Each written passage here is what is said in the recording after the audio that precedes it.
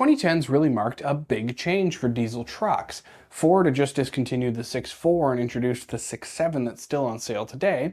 Dodge had just released the 4th gen body style with the 6.7 liter Cummins, and over in the Duramax side they introduced the LML, a continuation on the 6.6 liter V8 Duramax lineage. With all three manufacturers coming out with new trucks right around the same time, it's been interesting to see all three of them age to see what problems they have now. Today we're going to talk about the Duramax and its common issues and how to solve them. We're going to go through these chapters here to talk about each one of them in detail and how you can look out for them if you are buying one. You'll notice in the Chevys they drive quite a bit differently than the Ford and the Dodge, and that's because the Chevy has independent front suspension. Often this will actually make it drive quite a bit more car-like, and you can't get death wobble, which is quite nice.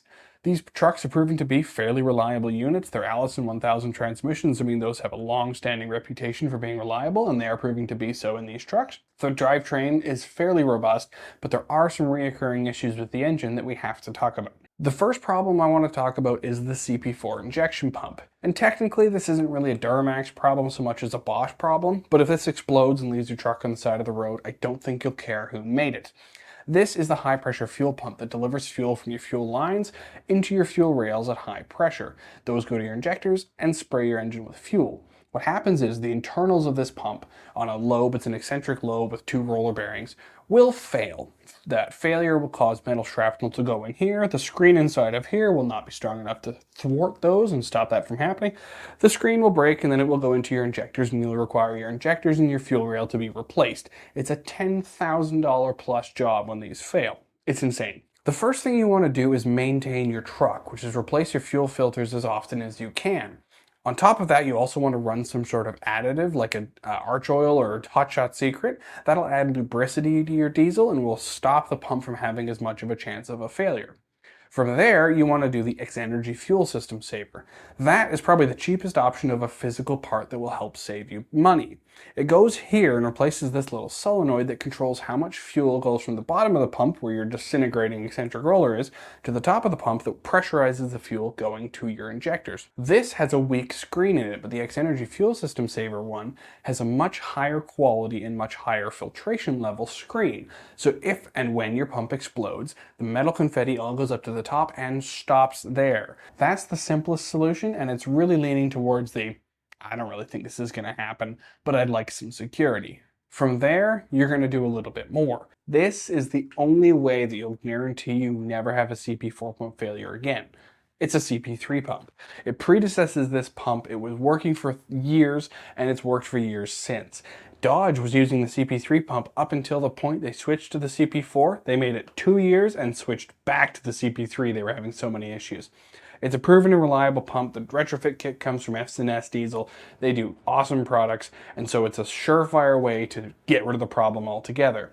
And another consideration is, yes, the X-Energy Fuel System Saver is cheaper, but if the pump fails anyways, that does nothing to protect the pump from failing. It also does nothing to protect your return system and your fuel tank from getting contaminated, which means if this fails after you put the X-Energy System Saver on it, you still have to get your truck towed, you have to get this taken off, you have to get your fuel system cleaned out, and then you have to decide at that time whether to buy another one of these or put one of these in there. Buying this out of the bat, if your pump fails, is by far cheaper than waiting for it to fail. Now, some of the CP3 injection kits require tuning, and that works really well with our next topic, emissions equipment. Because these trucks were built after 2008, they have emissions equipment attached to them, unless they're government trucks. And that means you have to deal with the headache that is a modern-day diesel emission system. DEF problems, moisture and DEF problems. There are all kinds of things associated with the problematic emission systems. If you have to keep it due to your local laws and regulations, try to get your truck up to a good temperature and take it for a longer drive at least once a week to make sure it can do a proper regen if it has to. Getting your exhaust up to temperature instead of doing many short little drives will help it out in the long run to have less problems with the emission system. As well as be very vigilant of the DEF fluid that you're putting in there. If that cap on the bottle you have that's been banging around your truck bed for a week is loose, throw it out. If it looks cracked, if it's been like tumbling and it might have broken or might have anything in it, throw it out, don't use it. That's going to cause you more headaches than buying another one. The cap on your DEF system, make sure that's always tight, make sure you don't leave it open longer than it has to, and try to keep dirt out of it. Making sure that your DEF system is as clean as possible and it's run properly through its temperatures will give you the best chance of not having a problem with it. The other alternative, get rid of it. Just make it go away. If that's allowed where you are, just throw it out. It's much more reliable sitting in a box beside your truck than it is on your truck. The next thing you want to look at is how the truck drives and how the front end is held together. Kryptonite products are really awesome on these independent front suspensions to make them tighter and handle better, as well as give them greater longevity. So if you see aftermarket components like that are uprated from the factory, then you do have a good chance of that truck being reliable. But the big heavy diesel engine over top of the independent front suspension causes more wear. So if you know how to check the front suspension for wear and play, do that yourself. If not, get that part of the truck inspected.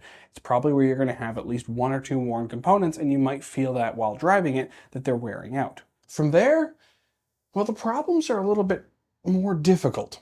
We've seen rampant head gasket failures from LMLs, and we don't know why. They're coming in with stock power levels, big tunes, lift kits, no lift kits. It doesn't really seem to matter what the truck has had before, or even really the mileage. We've been seeing tons of head gasket failures on these trucks. There's all the telltale signs of the head gasket being gone, from the milky coolant, the pressurized cooling system, the overheating. Those are all symptoms that you will see once it fails. We're just not seeing anything lead up to the failure. And that's kind of where it's unfortunate that it's a roll of the dice as to when it's going to happen, just like the broken crank. The broken crank in a Duramax is a known issue, and it does have correlation with bigger power trucks, especially tunes that are trying to bring in a lot of torque down low, increasing that cylinder pressure. They're kind of breaking crankshafts. And if you wonder what happens when a crankshaft breaks in a truck, if it runs at all, it sounds like it's gargling marbles. It's a terribly unfortunate thing because both a head gasket and a crank replacement are cab-off jobs, the 6-liter special. They're both very expensive, slightly unknown repairs that can happen at any time, especially with the crankshaft breaking. There's no warning. You're driving along and all of a sudden it has a broken crankshaft. And even if those stay together, the third issue is the transmission controller for the Allison. They just kind of stop sometimes. It's amazing. The soldering inside of it is really bad and it gets hot being under the engine bay. And so at some point you'll just get into your truck, fire it up, you'll put it in drive, and you'll have nothing. You will have no gears, no drive, because your TCM controller just says, nah.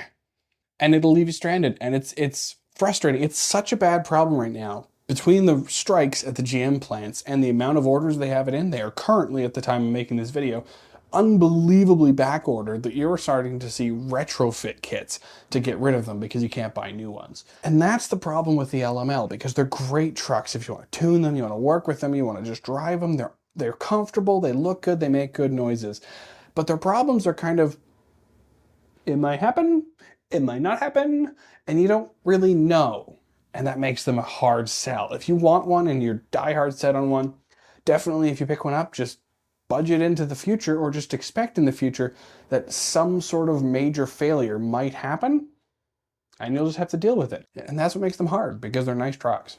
We hope this was helpful in looking for one of these trucks. If these problems have already been sorted with a new crank and head bolts, then you're set to go with one of these trucks and you can drive it happily for years to come. And definitely if you find one in good shape and the right price, it might be worth your while. We just wanted to warn you ahead of time of the potential failure points. Thank you for watching.